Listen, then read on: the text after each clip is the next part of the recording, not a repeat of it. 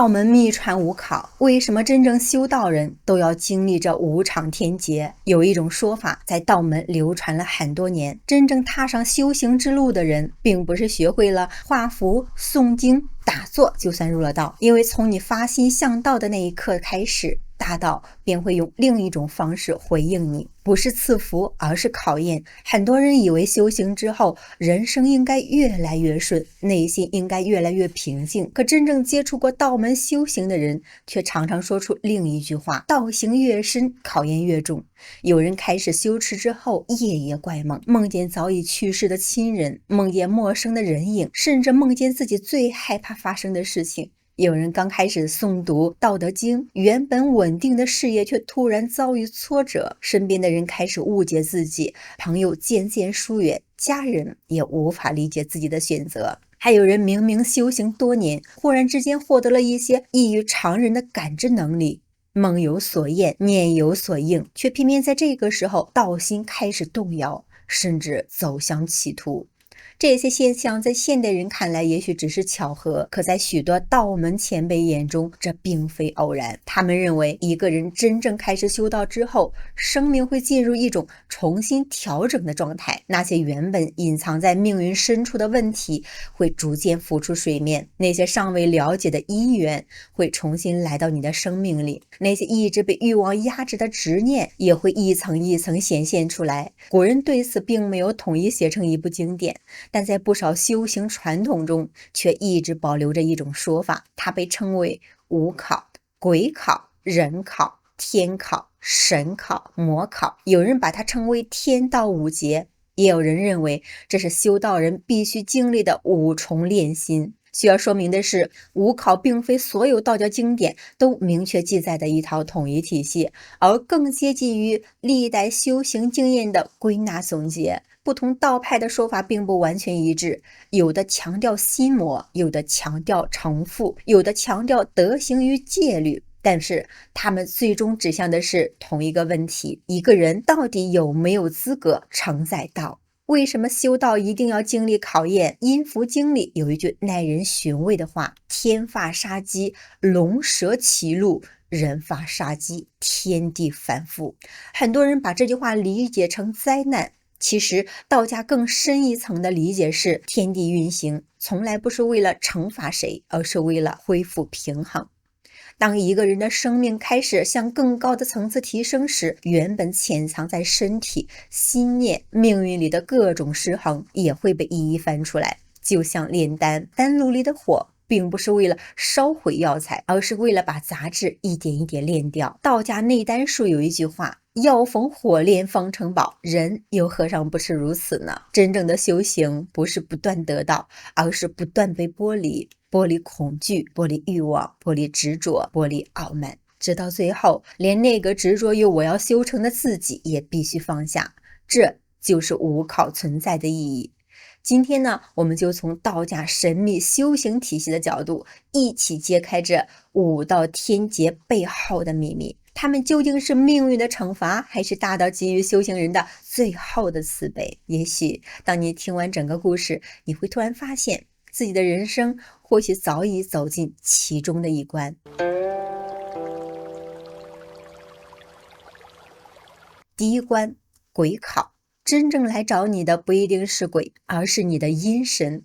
如果說5考之中最容易被誤解的是哪一關，答案一定是鬼考。一提到鬼考，很多人腦海裡立刻會浮現各種靈異的畫面，夜半鬼影，陰魂纏身，邪祟作亂。但真正的道家修行從來沒有這麼簡單。道門有一句話：鬼者歸也。歸是什麼意思？回歸，返回。一切已經過去，卻仍未真正放下的東西，都可以稱之為鬼。所以道家所謂的鬼，並不僅僅指民間傳說的鬼魂，它更是一種陰性的存在。什麼叫陰？看不見卻真實存在，沒有形體，卻能影響人的精神。比如恐懼，比如愧疚，比如執念，比如怨恨，比如那些深埋多年卻從未真正面對過的往事。這些都屬於道家所說的陰氣。太上老君說《長清靜經》中說：人神好清而心擾之，人心好靜而欲牽之。很多人覺得這句話是在講慾望，其實道家認為真正擾亂一個人的並不僅僅是慾望，還有那些潛伏在內心深處的陰性力量。他們平時沉睡着，一旦開始修行，他們反而會一起醒來。為什麼？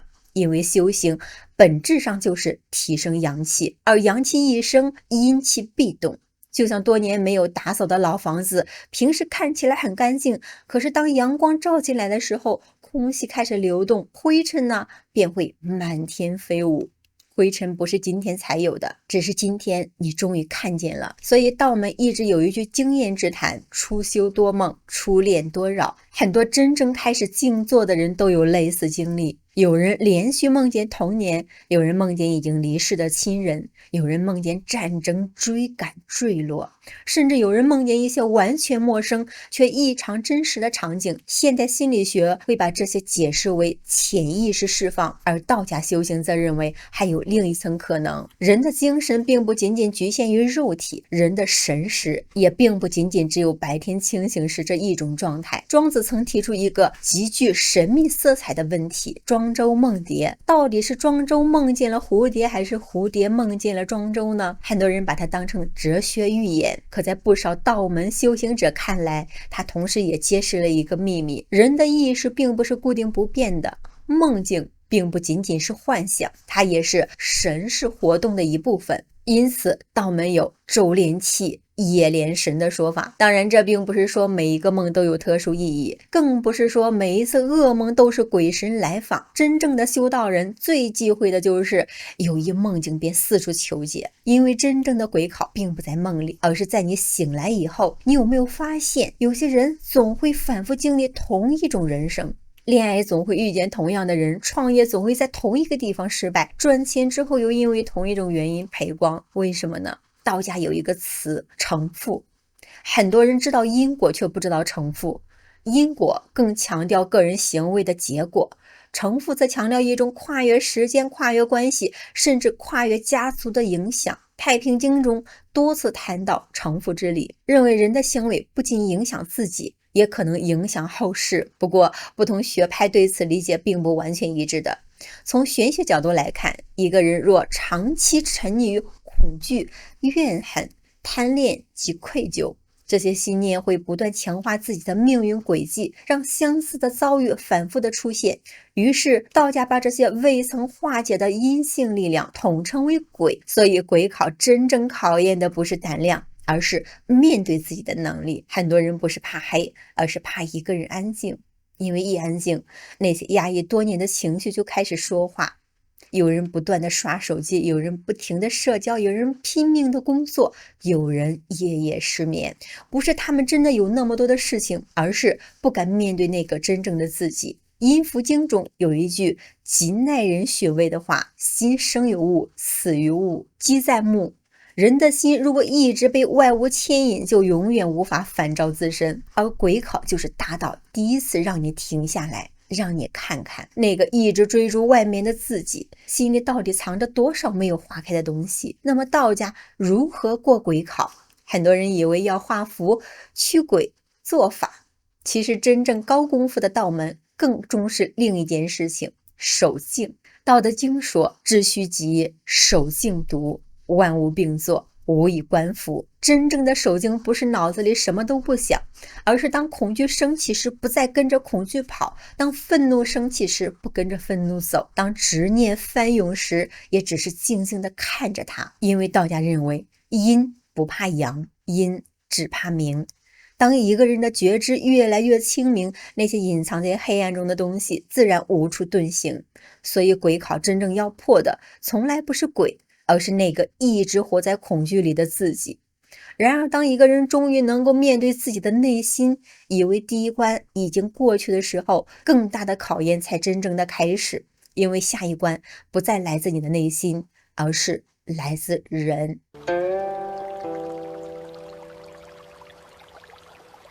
第二考，人考。真正毀掉修行的不是敵人，而是最親近的人。如果說鬼考是一個人與自己之間的戰爭，那麼人考就是一個人與整個世界之間的戰爭。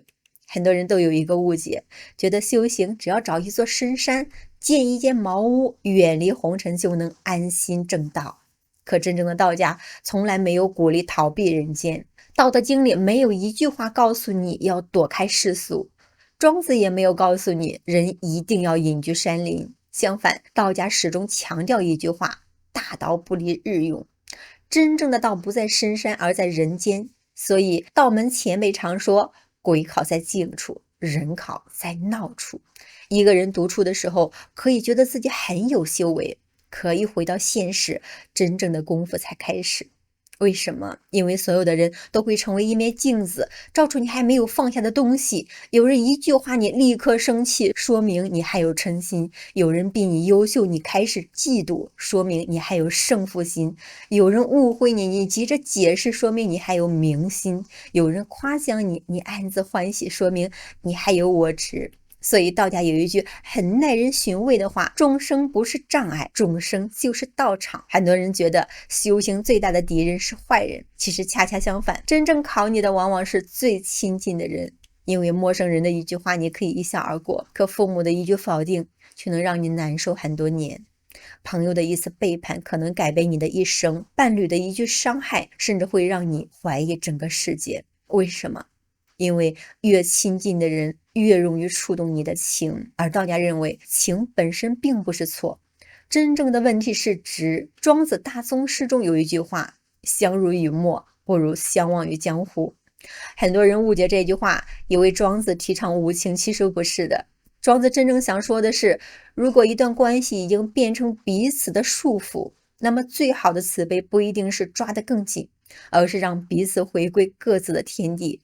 真正的修行不是切斷感情，而是不被感情綁架。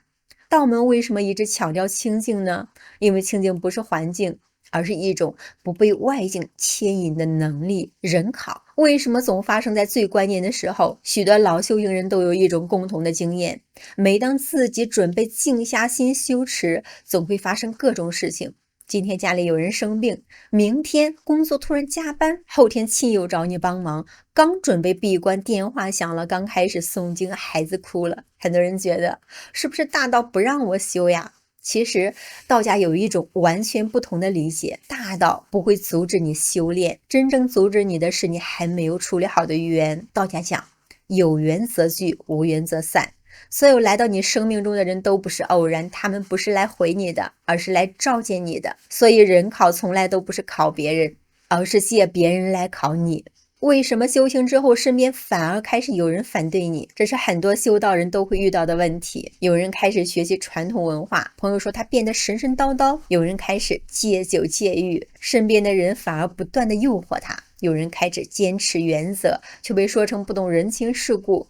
為什麼會這樣呢？民間有一種說法，修行的人會動別人的業。這句話雖然不是經典原文，卻反映了一種修行經驗。當一個人的生活方式開始改變，原本穩定的人際關係也會重新調整。你開始不說謊，那些習慣說謊的人會覺得和你相處不自在。你開始節制慾望，那些沉迷慾望的人會覺得你是在否定他們。你開始安靜，那些習慣喧鬧的人會覺得你格格不入，於是他們並不是討厭你，而是在維護他們熟悉的秩序。所以道家講和光同塵，很多人把這句話理解成隨波逐流。其實道家真正強調的是內心守道，外在不爭。真正有修為的人不會刻意證明自己，更不會到處宣揚自己懂道悟道，因為他知道真正的道不需要辯論。人考最危險的不是衝突，而是讚美。很多人以為人考就是別人罵你，其實不是的，罵你只是第一層，誇你才是第二層。別人罵你，你容易警覺；別人天天誇你，你反而開始相信。有人說你有慧根，有人說你有天命，有人說你前世是高人轉世。如果你開始沉迷這些讚嘆，人考其實已經失敗了一半。道德經說寵辱若驚，為什麼把寵和辱放在一起呢？因為在老子看來，讚美和羞辱本質上都是一種束縛。有人罵你，你被他的語言控制；有人誇你，你同樣被他的語言控制。真正自由的人不因毀譽而改变自己的方向。所以人考真正要練的不是忍耐，而是定力。如何過人考？很多人以為道家的方法是忍，其實不是的。真正的修行不是壓住情緒，而是提升自己的德。太上感应篇講：禍福無門，為人自招；善惡之報，如影隨形。德不只是做好事，德是一個人能夠承載外界衝擊而不是本性的力量。別人誤解你，你還能保持善意；別人占你便宜，你還能守住原則；別人羞辱你，你還能不失分寸。這不是軟弱，這是內在力量的體現。所以道家常講：德者，道之舍。道最終要落在德上。一個人沒有德，再高深的法門也只是術；一個人有德，即使沒有神通，身上也有一種令人安定的氣場。當你真正走過人考，你會慢慢明白，這個世界上沒有誰是來故意傷害你的，所有與你相遇的人都只是大道借來雕刻你的一把刀。然而，當你終於能夠不再因為別人而動搖時，你以為最難的已經過去，其實道門真正的大考這時才剛剛開始，因為下一關不再來自人，而來自於天。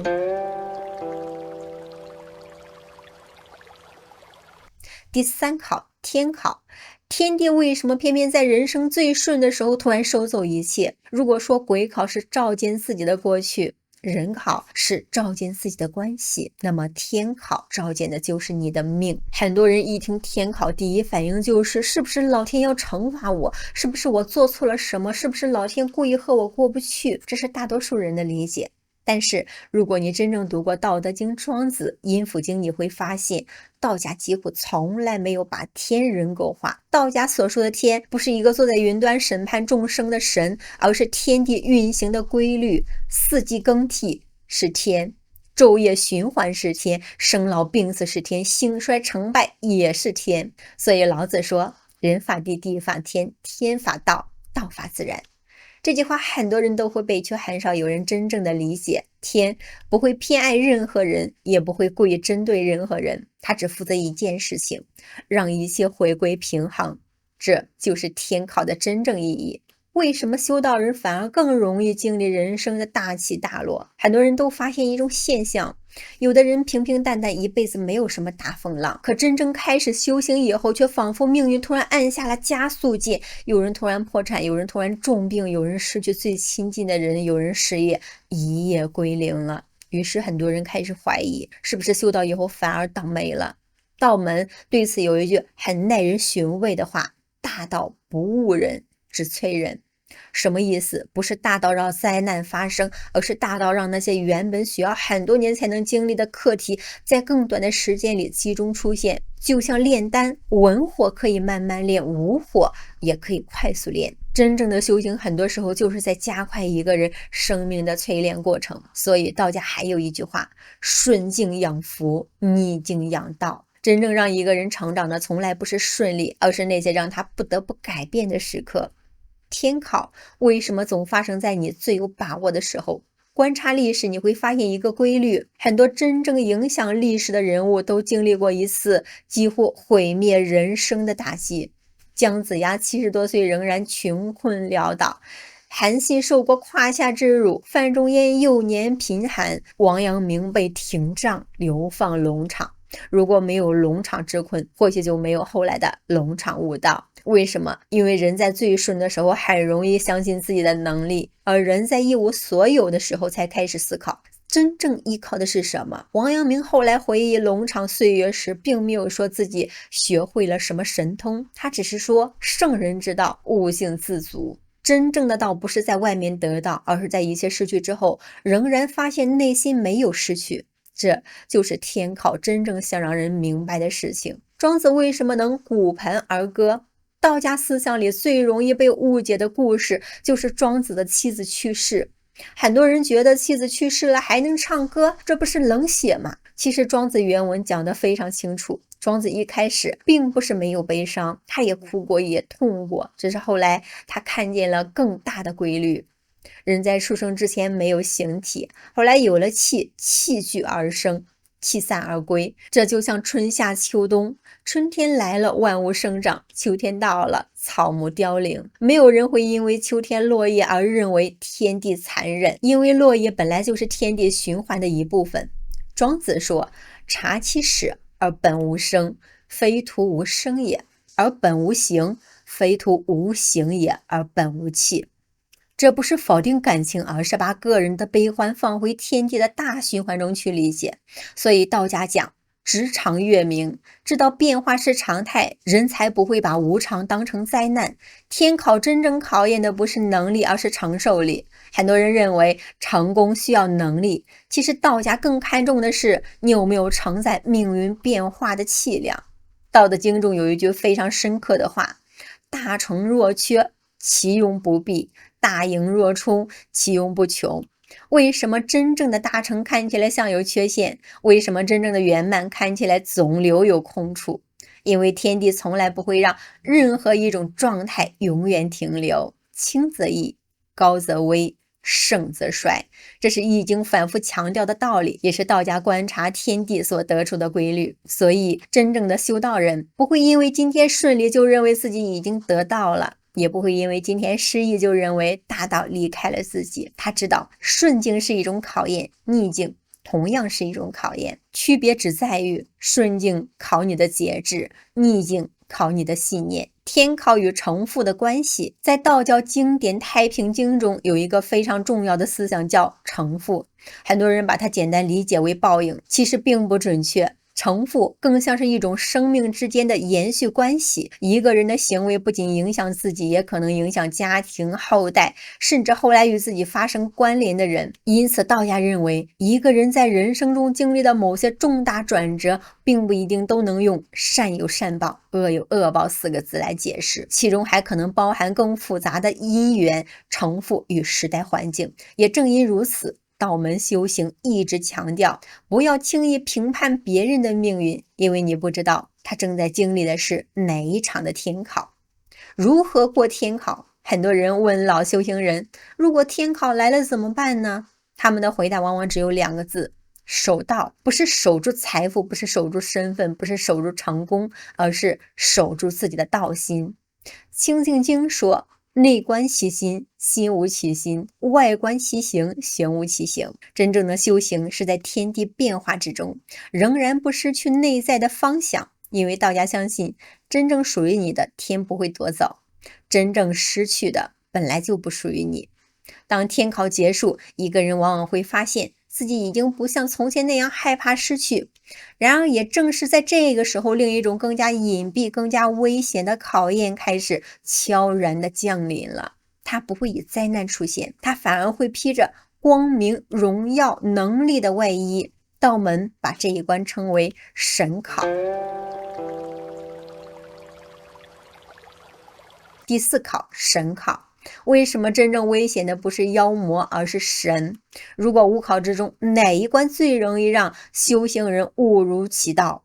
很多老修行人的答案都一樣，不是鬼考，不是天考，而是神考。聽到這裡，很多人可能會覺得很奇怪，鬼會害人可以理解，魔會誘惑人也可以理解，可神不是應該幫助修道人嗎？為什麼神也會成為一種考驗？事實上，在真正的道家修煉體系當中，神這個字遠比我們想象的複雜。很多人一提到神就想到玉皇大帝、三清八仙，甚至各種民間信仰中的神靈，但在道家看來，那只是神的一部分。《黄帝內經》說，得神者昌，失神者亡。這裡的神並不是外面的神明，而是人體自身最重要的一股生命本源。古人把人的生命分成3個層次：精、氣、神。精是生命的根基，氣是生命運行的動力，神則是生命最高層次的光明。所以道家真正修煉的從來不是法術，而是神。太上老君內觀經中說，神者，生之本也，行者，神之舍也。身體只是神暫時居住的房子，真正需要修煉的是神识，是靈明，是那個能夠察覺萬物的本性。然而也正因為如此，當一個人的神開始發生變化的時候，他最容易走偏。為什麼很多修道人修着修着都開始覺得自己與眾不同？這是道門最忌諱的一件事情。很多真正開始修煉的人會出現一些很難解釋的體驗，有人靜坐時能看見光，有人夢中得到啟示，有人忽然能夠提前感知某些事情，有人畫符之後事情真的發生變化，有人念经时身体開始出現各種特殊反應。這些现象在不同修行傳統中都有相關的記載。但幾乎所有真正的高道都有一個共同的態度，不要執着。為什麼？因為道家認為這些都只是修行過程中的景，不是道。悟真篇中有一句非常重要的話：堯君聰慧過嚴民，不遇真師莫強猜。修行過程中出現任何特殊體驗，如果沒有真正的老師指導，很容易把現象當成境界，於是一個極其危險的問題出現了。我是不是已經開悟了？我是不是有使命啊？我是不是天選之人？這一念一起，神考就開始了。道家為什麼一直強調見怪不怪，奇怪自敗？很多人以為這是民間的俗語，其實它背後體現的是整個道家修行觀。因為真正的修道人知道，修煉到一定的階段，意識會比普通人更加的敏銳，感知會增強，夢境會加深，直覺會更加的準確。但這些都不是修行的目的。道德經說，知者不言，言者不知。真正有修為的人反而越來越低調，因為他知道今天出現一種感應，明天可能消失；今天看到一種異象，明天可能只是心事變化。如果把所有體驗都當成神迹，那麼道心就開始偏了。所以道門有一句老話：寧可信德，不可信義。真正值得相信的從來不是神奇現象，而是一個人的德行有沒有增長。神考最大的陷阱是神通。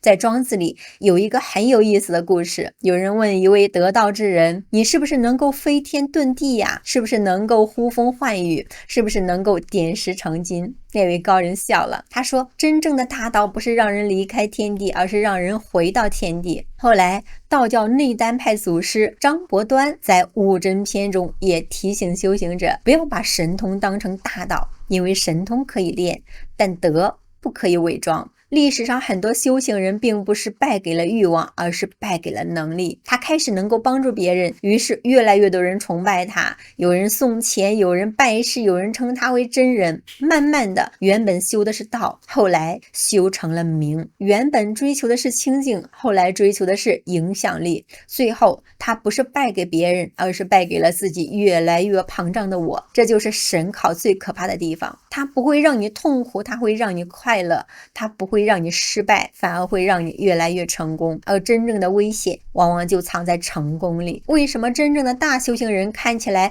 反而更像普通人？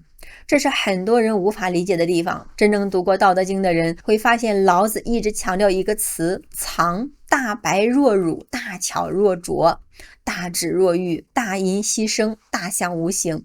為什麼真正大的東西都不顯山露水？因為道不喜歡表現自己。天地每天運轉，從來沒有向任何人證明自己的偉大。太陽每天升起，也沒有告訴任何人，看，我今天又創造了光明。真正接近大道的人也会越來越像大道，他不會急着證明自己，不會到處展示神奇，更不會告訴別人我已經悟了。因為當一個人開始證明自己已經悟道的時候，往往說明那個我反而變得更大了。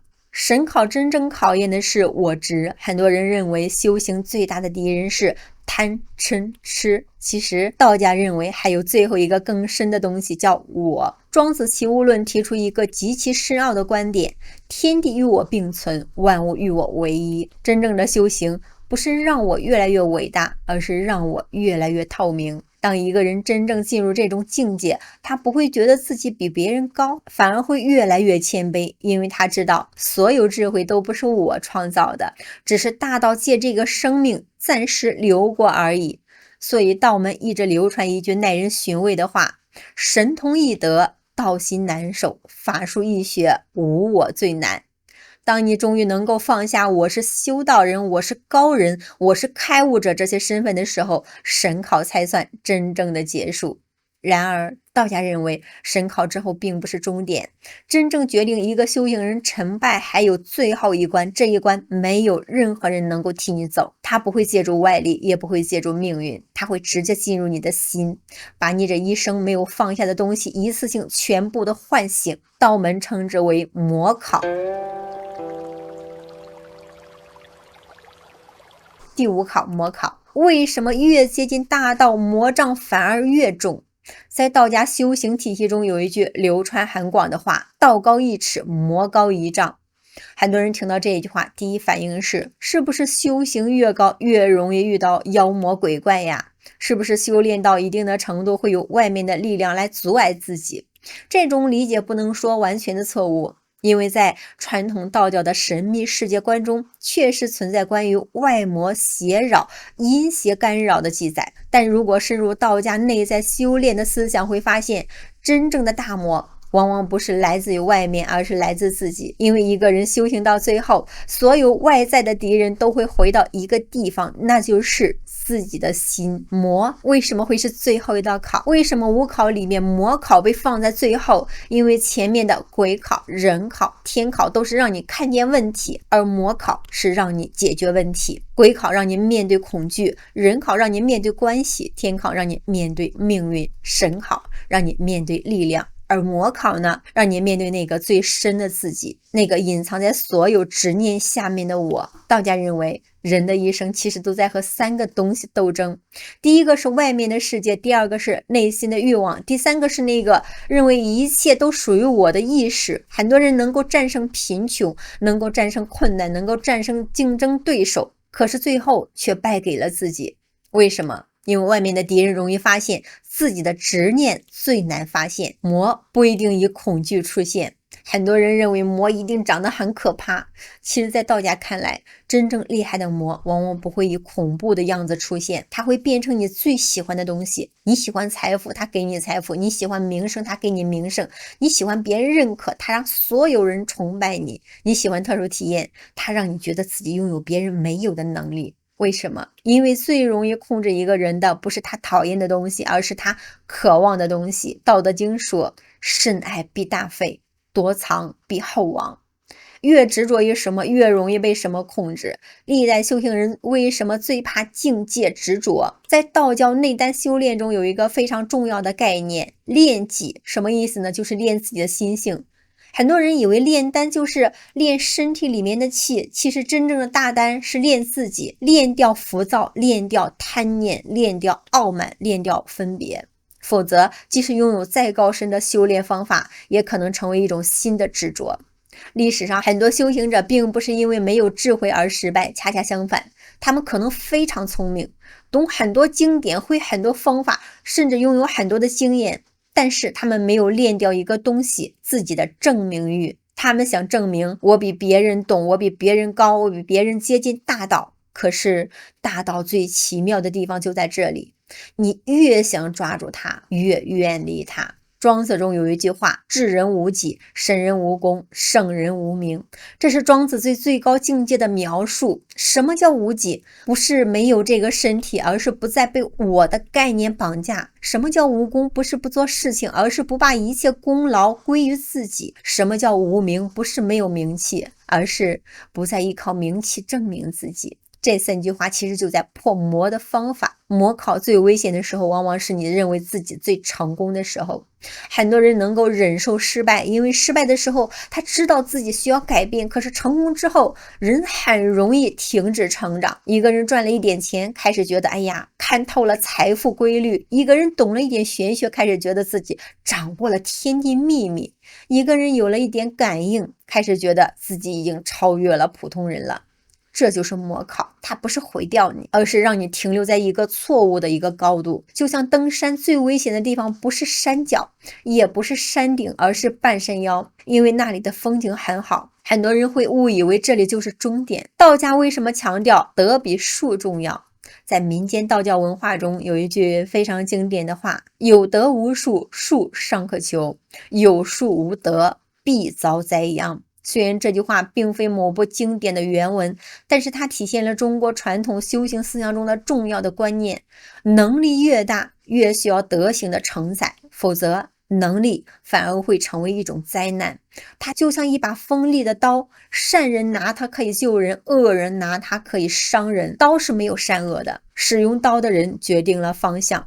所以道家真正關注的從來不是你有沒有力量，而是你的心能不能駕馭力量。模考其實是最後的一次捨。道家的修煉有一個非常深的逻輯，開始的時候你需要得到知識，得到方法，得到力量，得到智慧，但是到了最後你必須學會放下，因為所有的東西最後都会变成新的束缚。你執着於智慧，智慧会成為障礙；你執着於清淨，清淨會成為障礙；你執着於成仙，成仙會成為障礙；甚至你執着於我要正道，這個念頭本身就是最大的障礙。所以老子說，為學日益，為道日損，損之又損，以至於無為。學習是不斷增加，修道是不斷減少。減少什麼呢？減少妄念，減少執着，減少那個不斷想抓住世界的自己。当模考真正来臨，你会经歷什麼？很多傳統修行者認為，模考往往發生在人生即將突破的時候。為什麼？因為舊的自己不願意消失，就像蛇蜕皮，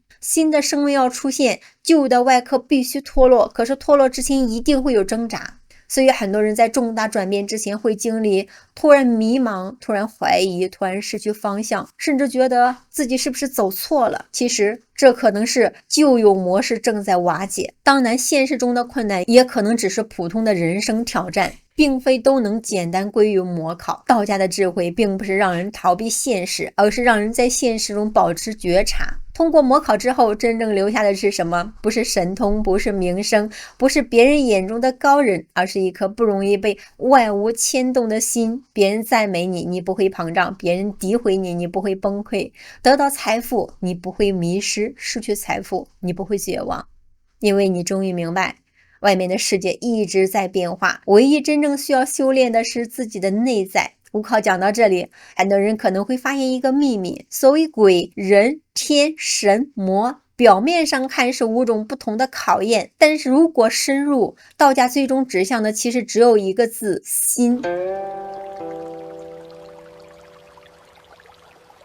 五考歸一，所謂渡劫，其實是在渡自己。講到這裡，我們已經走過了5道考驗：鬼考、人考、天考、神考、魔考。如果只是從表面看，它們像是5種不同的關卡。鬼考像是在面對看不見的力量，人考像是在面對複雜的人情，天考像是在面對命運的變化，神考像是在面对修行中的力量，魔考像是在面對最深的誘惑。可是当你真正站在更高的角度去看，你会发现一个秘密：五考从来不是5个敌人，它其實都是同一個東西，那就是你的心。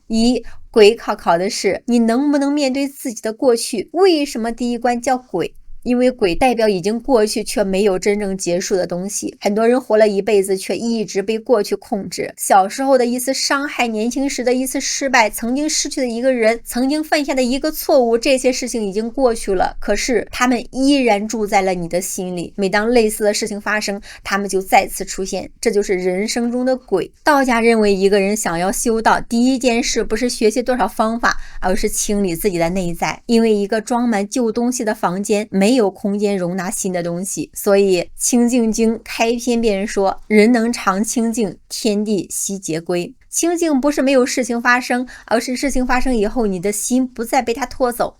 真正過鬼考的人，不是從此沒有恐懼，而是恐懼來了他知道，痛苦來了他知道，但他不會成為恐懼，也不會成為痛苦。2. 人考考的是你能不能在人間守住自己。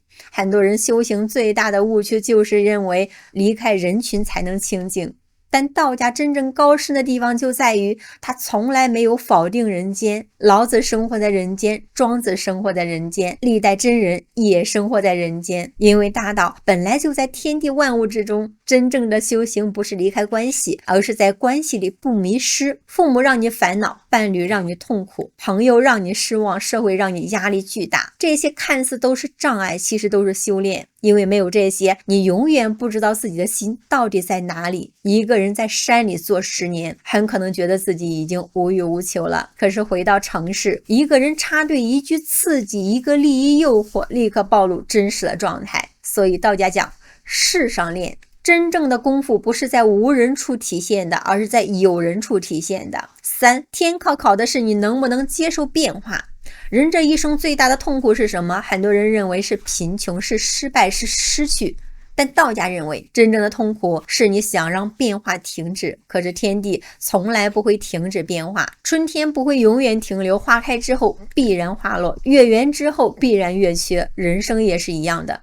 年輕會變老，擁有會失去，相聚會離別，成功會變化，失敗也會過去。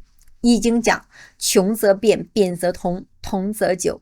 很多人害怕變化，但變化本身就是天地運行的規律。天考就是让一個人明白，你無法控制所有的事情，但你可以修煉面對事情時的自己。神考考的是你能不能超越自己的成就，这是很多修行者最容易忽略的一關，因為前3關很痛苦。只有神考看起來像獎勵，你開始懂得很多，開始有感悟，開始有認知，甚至開始擁有一些特殊的體驗。可是道家認為這個時候才是最危險的，因為痛苦讓人警醒，而榮耀容易讓人沉睡。一個人貧窮時容易修心，但富有以後還能保持清醒，這才是真正的修行。一個人無人認可時容易謙虛，但萬人敬仰以後還能保持平常，這才是真正的境界。所以老子說，功成而弗居，事情做成了不要佔據它，功勞來了不要抓住它，因為一旦抓住，道就開始遠離。5. 模考考的是你能不能放下最後的我。如果說前面4關是逐漸剝離外在，那麼模考就是剝離最後的內在執着。這個執着是什麼？就是我想成功，我想證明自己，我想成為某種人，我想獲得某種境界，甚至我想成為一個得道的人。聽起来很高尚，但道家認為，只要還有一個強烈的我在追求道，就說明還沒有真正進入道。為什麼？因為大道無私，天地生養萬物卻從不占有萬物，太陽照耀萬物卻從不要求萬物感恩，水滋養萬物卻永遠處於最低處。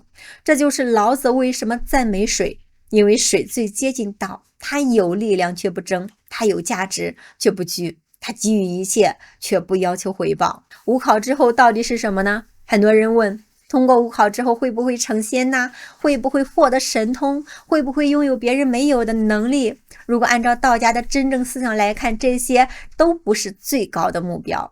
因為如果修行只是為了得到更多，那只是換了一種方法追逐慾望。真正的道不是讓你成為一個特別的人，而是讓你成為一個真實的人。道德經最後說，人之所教，我亦教之。強梁者不得其死，吾將以為教父。老子留下的智慧不是讓人變得更強，而是讓人懂得什麼時候該進，什麼時候該退，什麼時候該爭，什麼時候該放。6.